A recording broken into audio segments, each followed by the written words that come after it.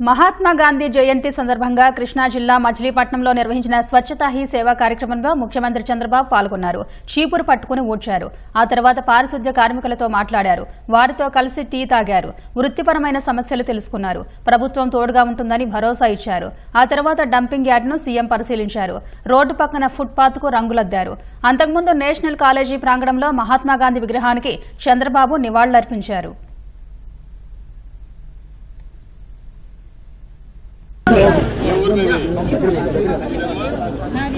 సంతోషం.